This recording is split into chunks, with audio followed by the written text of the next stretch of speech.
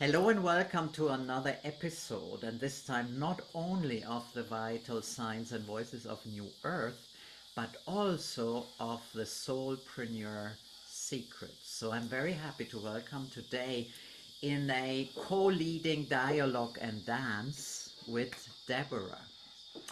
And so what can I say? We had a beautiful connection. We really enjoy each other's company, each other's magic. And so it's very natural for us to be here today to meet in a place of freedom and Homo Luminous. But this is not all, because of course Deborah has also a very exciting and magical life that involves also astrology and speaking and a lot of really magical stuff, and of course New Earth. So Deborah, bring us on to the Soulpreneur's secrets, please. Hello and welcome, Patrick. It's awesome to have you here on my podcast, Soulpreneur Secrets. Amazing.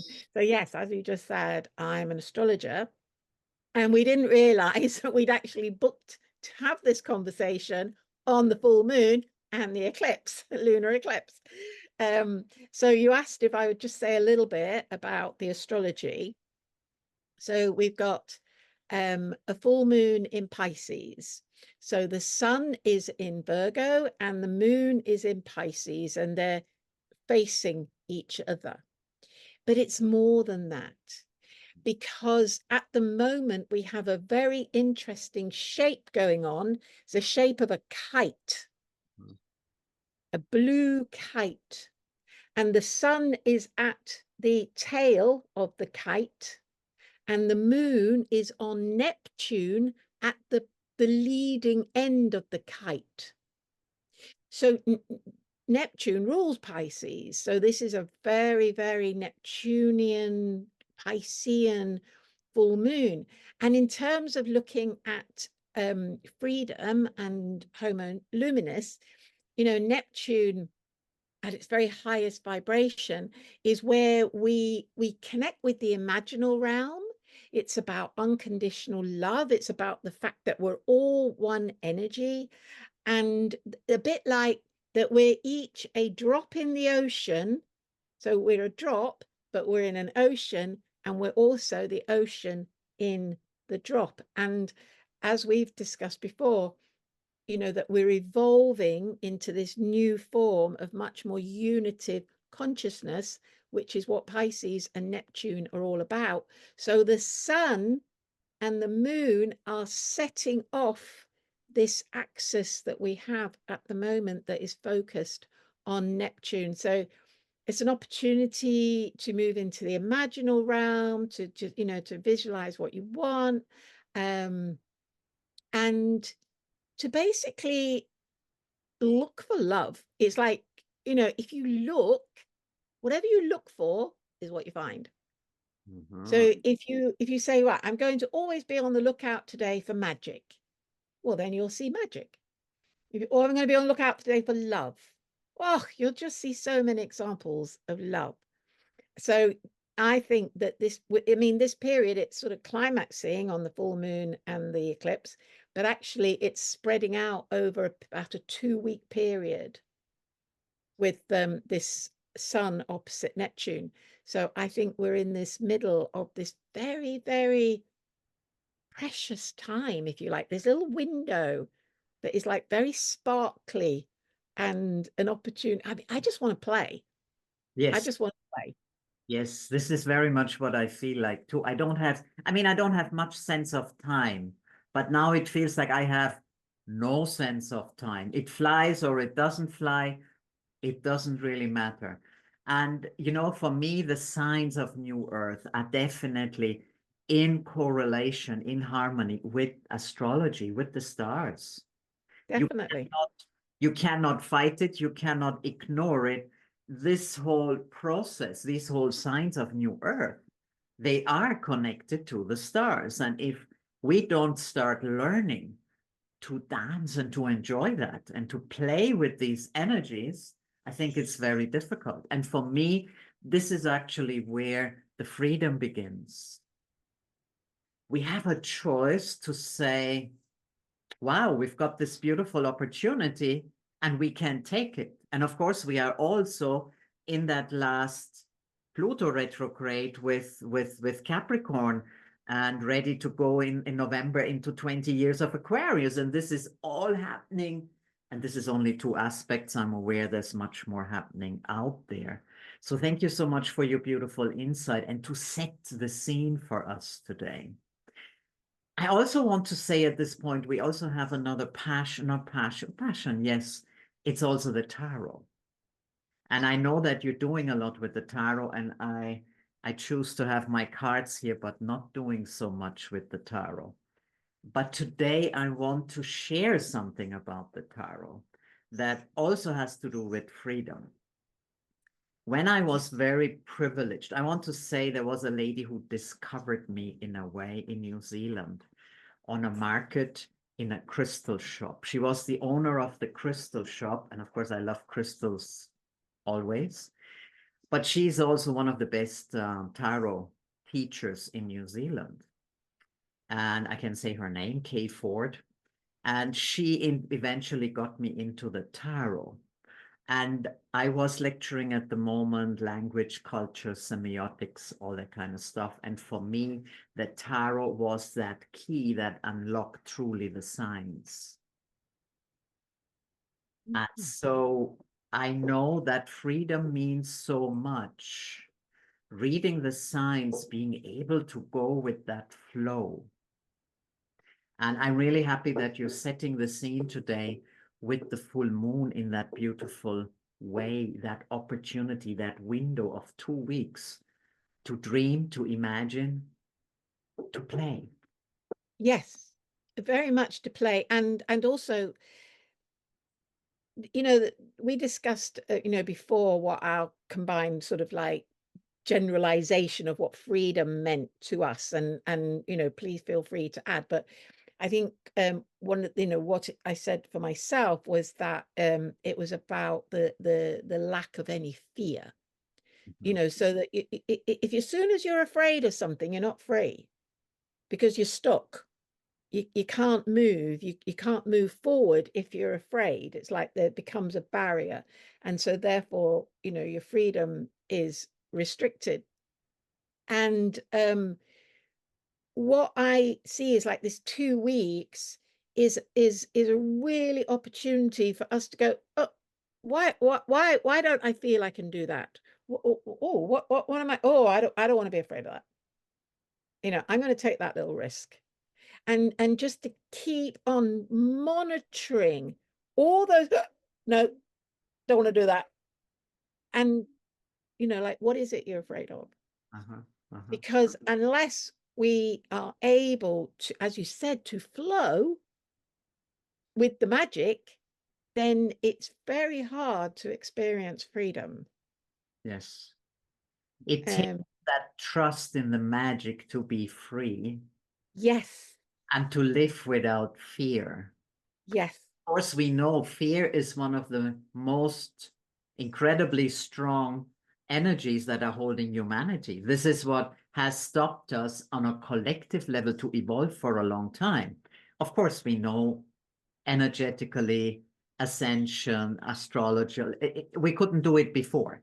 But in any case, what always held us back as humanity for thousands of years, because we're in these cycles, which I find very interesting. What held us always back is fear. Yeah. And even to the extent that we have learned to cover up fear and our freedom. If I create coping mechanisms or mindsets to cover up fear with fight, flight, freeze, or fawn, I'm still not free. I covered it up. Yeah. And so I really love how you bring us into this fearless time, this opportunity to say, well, I take a risk, whatever that means. Yeah. What if it actually works out? Yeah. We're often on this, and this also has to do with freedom. As soon as I think, what if it goes wrong? I'm not free. No. No, I've just been, I'm staying with a young friend, and she wanted to go to an event tomorrow, and whenever she mentioned it, there was excitement in her voice. And, and then as soon as she started to think about it, oh yeah, but then and she talked herself out of it. Hey, And yet her initial thing was, oh, how exciting. And this is why I think this whole thing about play is so important, yeah. because in play, you just do it. You don't go, oh no, I'd better not do that because that you just don't. You're losing already the magic. Um, so what's your definition then of Homo luminous? We haven't discussed that. No, we haven't. We waited to explore this together today. So the Homo luminous came to me during my shamanic training in New Zealand. That's where I did most of my mystic and magic training, if you want to call it that way. And it is obviously shamanism that comes from here, from the Queros, out of Dr. Alberto Villaldo. And of course, Dr. Alberto Villaldo wrote a book on Homo luminous. Now, how did it come to me? Very interesting. I want to share that just as a little Yeah. snippet. So, according to Alberto Villaldo and his connections with the shamans, I don't know, I wasn't there, but it resonates. There were two different kind of shamans during the time of the Incas. One was kind of the healers, the bone setters, these kind of people, and the other ones were the spiritual advisors of the Incas, called the Laika. Now, when I heard the name Laika, I was like, I feel that I resonate with that more than the Kieros and healing and all of that. And you appreciate that because you know a little bit about me more than what shows here. And so, as we're exploring now the Laika, who were the ones who dreamt a new world into being, part of their sharing, I almost want to call it a prophecy, was that there comes that time when we shift from Homo sapiens to Homo luminous, which means, in that original meaning, from Homo sapiens, the men and women of the mind, as we just spoke, your friend, exciting. No, I can't do that. This is all not mind. To Homo luminous, not only the men and women of the light, but the new man and humans of the heart, because the heart plays. And it doesn't mean not playing with the mind. It's not separation at all. So when that came to me, I was just on my journey to Homo luminous. And this was about 15, 16 years ago. So, Mm. and ever since, the Homo luminous stuck with me. I cannot imagine doing work without that evolutionary process into Homo luminous. And I even went that far, as I said, to say this is the human of the heart that lives in the light, in the magic. I have not read Dr. Alberto's book, but I can feel it, and maybe I write another book about Homo luminous as well. So, what is it for you, Deborah? Yeah, so it's interesting. I very rarely read books. I read the title and I go, oh, that's what it's about. Okay, yeah, I can go there. I'm very So similar to you. yeah, so um I have heard it mentioned a couple of times, particularly by one other astrologer who you and I both have listened to. Um I think for me, when I heard that term, I thought, oh, that that matches with my experience that I'm having. So it was very interesting what you said earlier about time, because I've been on an exploration around time, clock time, for about the past 25 years. I went on a little weekend training about 25 years ago. It was called Transcending Time. And there was only one instruction that you had to stay at home and you had to put all your clocks and watches away. You weren't allowed to look at the time for the whole weekend, and you just ate when you wanted to, went to bed when you wanted to, blah, blah, blah. I was a bit like, I paid to do this, but it blew my mind. Of course. It blew my mind. I was like, oh, I could not believe the experience I had from not using clock time. And so I've been on this journey of not using clock time for 25 years and exploring what happens when you don't. What happens when you're able to stay more in that level of play? And basically, because clock time is very associated with gravity and what we're calling now the 3D world. You know, it's very material, it's very slow, it's very heavy. That clock time is related to that because it's very linear. Yes. Whereas we know that our experience of time isn't like that. No. It can go woo and a woo, and it can do all sorts of things, you know. And when when we are able to lose ourselves and not be governed all the time by the time, then we can just get lost, and it's like we naturally move into a different, what I call a parallel universe. You know, I mean, some people call it 5D or whatever you want to call it, but it's a lighter universe. It's not so held by gravity. I've noticed that I've grown taller. Mhm, mhm. My shoulders are broadened out. Yes, it's like we become lighter. We're less held by gravity. And I listened to a guy talking recently about halos. You know, in Christian culture, it's always halos. And he said that's our light body. Mhm, of course. So for me, Homo luminous is about the fact that we're moving more into our light bodies. We are becoming lighter. We are less dense and material than what we have been for such a long time. And I'm very, very interested that that came out of Mayan culture, Yes. because of course it was the Mayan calendar that said that we're going through this transition between 2012 and 2026. Now, 2012 is when Neptune went into Pisces, only does it every 180 years. Mhm. So many generations haven't experienced this. And 2026 is when it moves out. Ah. And in fact, it's not just Neptune, but we're going through a transition where all the outer planets, the very slow ones, have moved. In 2020, they were all in earth and water signs. So like mud, mix earth and water, you got mud, yes, slow, blah, blah, blah. Pluto, as you know, already dipped into Aquarius, the air sign.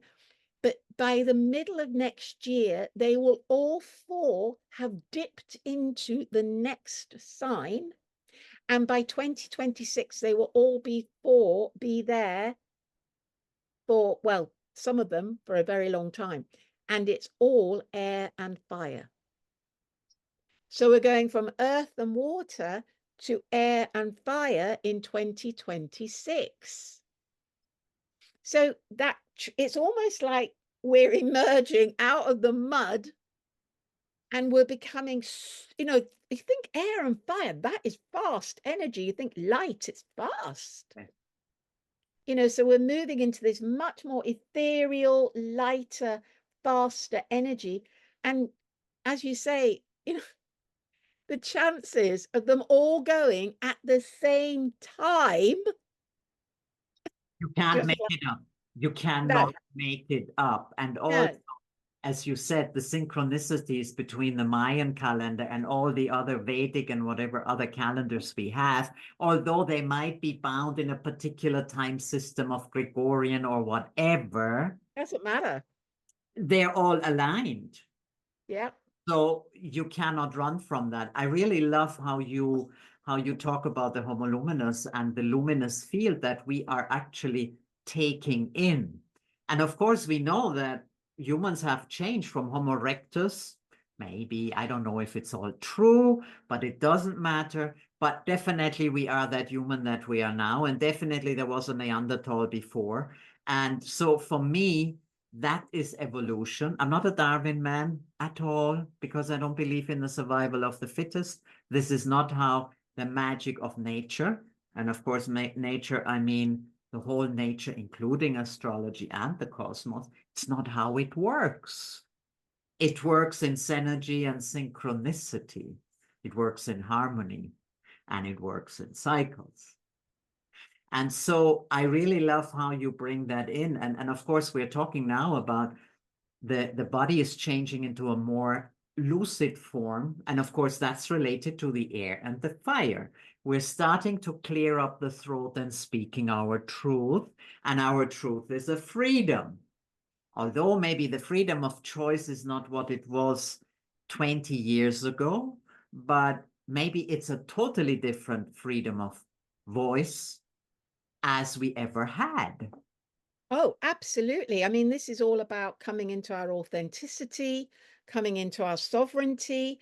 You know, And uniqueness. we've all been so programmed that we are bad people that we daren't open our mouths in case we say something wrong or we upset somebody or whatever.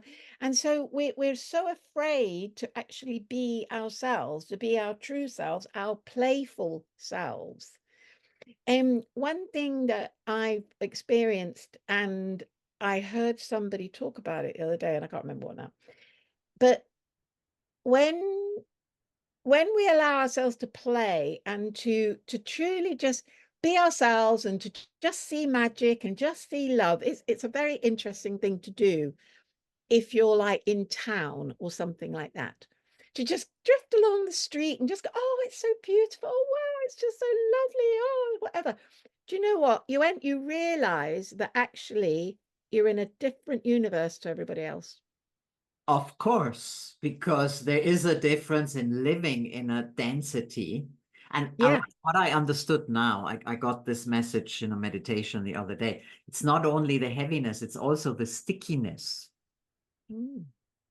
So we're carrying all these backpacks, but we're also sticky to all of this nonsense. And when we let that go, as you said, we literally live in a different world. Yes. And this is a parallel of, and it shows the multidimensionality.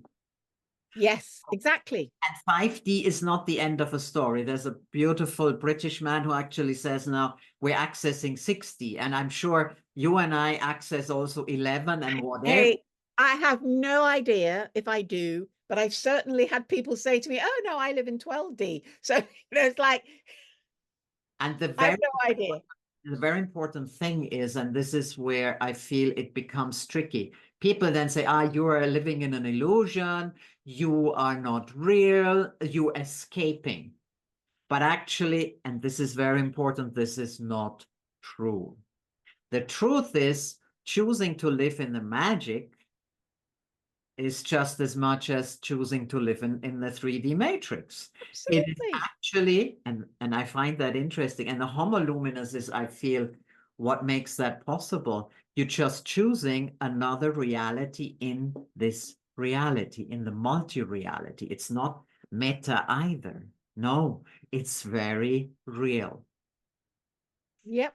And we often Abs marvel in, okay, we live at the end of a dirt road, but we walk 10 minutes to a little town or village, has a very village character.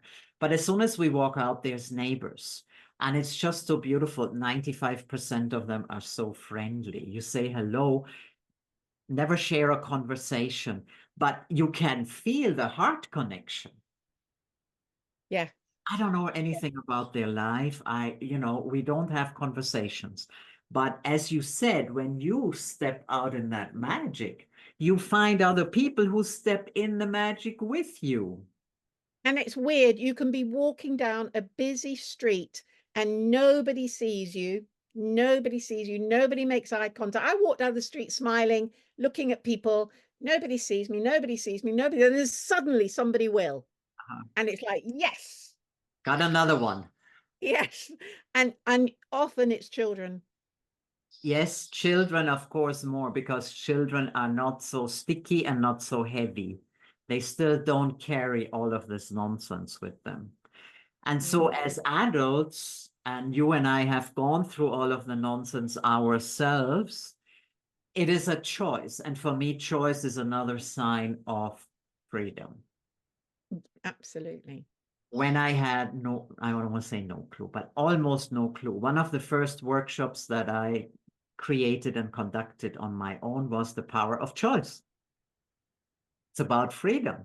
It's about tuning in into the consciousness, into the collective consciousness, into the uniqueness, into our sovereign and unique self, our truth, and make a conscious choice, regardless of what the outer world has to say about it. Absolutely. And it takes work and it takes dedication and it definitely takes courage. Yes, it doesn't work without courage. And of course, courage and fear, they don't really work together. Courage is not ignoring fear. Courage is embracing that fear and also recognizing it just exists in one reality. It's not truly who I am. No. We are old enough to have gone through all the saboteur roles of our lives, through the drama and the victim and the hero and the judge.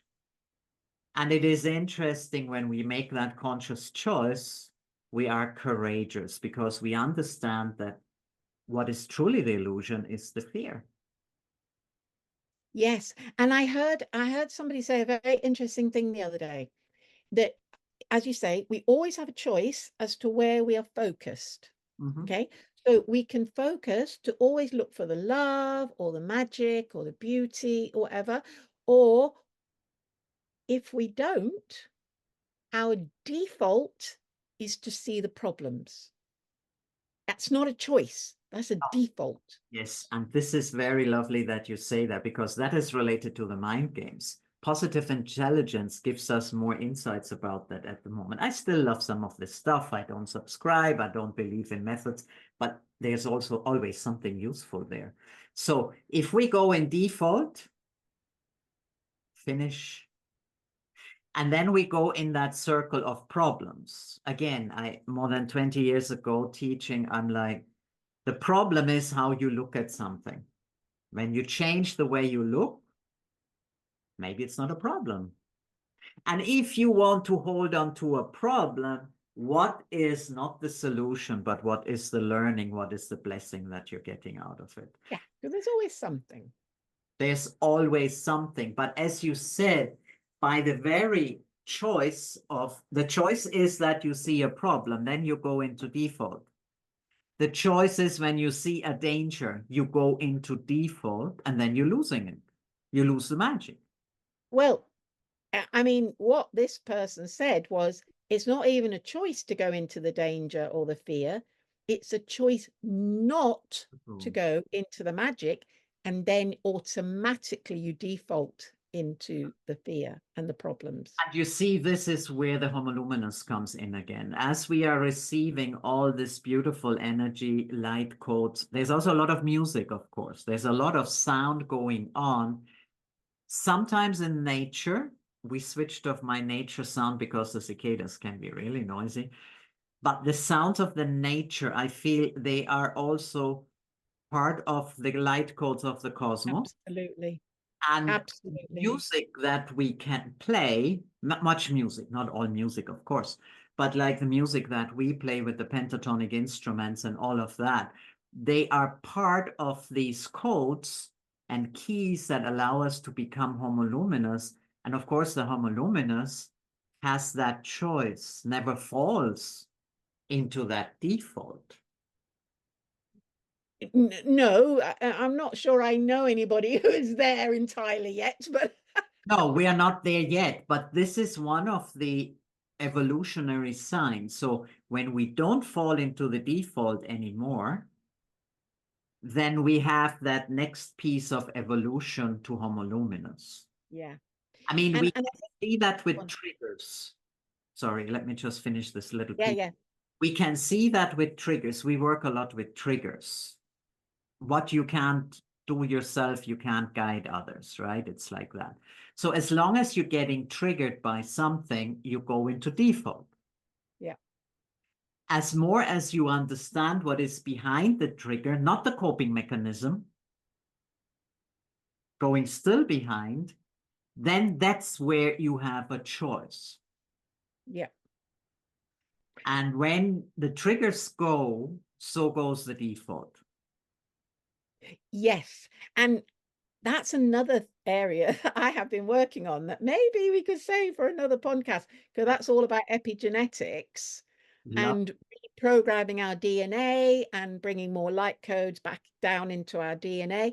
I mean, that's a whole other thing that I Let's think do we could that talk because about. again, that's part of the Homo luminous. Yeah, exactly. Yes, yes. Um, but there was something that you said, and I thought, oh yeah, yeah, and it was gone. So important then, not so important. So yes, freedom has so many different aspects, and the moment the freedom is to play with these energies of the full moon and to start imagining what can be and see the magic that is already real. Yes, I feel that is kind of the general message that I want to give out there today for our. yes, yes. And if I could add one more word, it's like what I've discovered as an astrologer is I have to be curious. I have to say to the universe, right, we've got this arrangement going on. We've got this full moon going on. What's it about? What is it teaching me? And as soon as you ask, then something will happen. You go, oh, I wonder if that's related to that full moon energy. I wonder if that, oh, yes, that's related. Oh, yeah, there's something to learn from that. If we keep asking, what is it you're trying to teach me? Then whatever goes on, you go, ah, yes, that is teaching me that. I am happy you're bringing that in because this is about also, I'm going back to the Homo luminous because I can, Yeah, because do. when you start asking the universe, what does it mean, or your guides or the source or whatever you want to name it, you are actually entering Yes. a relationship that is correlated, a relationship that is co-creating. Yeah. As long as we just say, oh, these are the energies, and now I have to do this and I have to do the other, we are not in relationship. No. So the moment we are curious, as you said, so okay, I know that this means now we are stepping into this opportunity of imagining, of playing, we're stepping into this opportunity of finding a new self. If I don't have, and this is also courage and freedom to ask, what is this all about? I am dependent and I am not free in this relationship with the cosmos. Brilliant. Finishing. Yes, I think we're going to leave it right here because there's so much more to talk about. And I'm really grateful people are with us. And I love that collaboration, obviously, between the Soulpreneur Secrets and the Vital Signs and Voices of New Earth that obviously both of us are here to share Yeah. for this conscious awakening, for this new earth that is unfolding, yes or yes. And I am very privileged, honored, and grateful that we can be part of this. Thank you so much, Deborah, for coming on today. And thank you, Patrick, for coming on to mine too. Exactly. So this is so beautiful. And yes, for sure, we're coming back. We're very Mm. curious, of course. What does it feel for you? Please write in the comments, both for Deborah and so also for me. And if it's necessary, I'm sure we find a way to answer all Oh, questions in both channels. We are very open to that. We're curious where you were at in this amazing window of choice and freedom and Homo Luminous, how it's unfolding for you in this beautiful window of the full moon and the coming 2 weeks. And Deborah, I'm going to give you the last word, of course. What is your last word of wisdom and magic for closing? to see the world as a child might see it. See a puddle and think, what would a child do with a puddle? They'd go and stand in it and jump in it. To just keep doing that. What would a child do with this? How would a child be? It's very freeing. How lovely. So let's be free in the magic, this beautiful window of being free and playful and explore Homo Luminous. Thank you so much for being here. Much love to you. Yeah, and you.